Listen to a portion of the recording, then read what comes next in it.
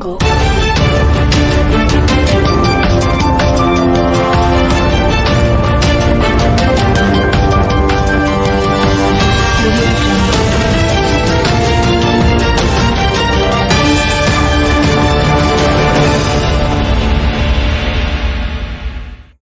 अस्सलामु अलैकुम आदाब। इस वक्त आप देख रहे हैं एशियन टाइम्स मीटा ATM education update. Gazetted officers association Keamari और वेस्ट की मुश्तरका तकरीबन हल्फ बर्दारी का शानदार इनेकाद।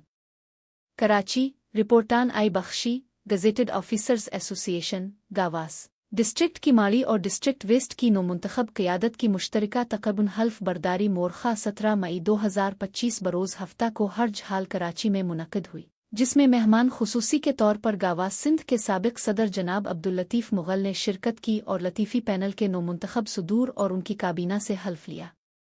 इस मौके पर डिस्ट्रिक्ट कीमारी के सदर जनाब हाजी मोहम्मद अनवर खान और डिस्ट्रिक्ट वेस्ट के सदर जनाब अब्दुल मजीद कयानी समेत दोनों इज़ला की मुंतखब काबीना ने हल्फ उठाया। तकरीब में DEO कीमारी जनाब Sher Mohammad Jatoi, DEO west primary मोहतरमा Hamida Jatoi, chief head master Ali Khan Mirjat, district central के सदर अरशद मलिक, जनरल सेक्रेटरी खुर्रम लाखो, अजीज़ बानो, फरजाना मेमन, ताहिर राजपूत, सदर मुदर्रिसीन, ताल्लुका एजुकेशन अफसरान और दीगर अफसरान ने शिरकत की। इस पुरमसरत मौके पर नौमुंतखब ओहदेदारान को अजरक और फूलों के तहाइफ पेश किए गए, जबकि शुरका के एजाज़ में पुरतकल्लुफ़ ज़ोहराने का एहतमाम भी किया गया।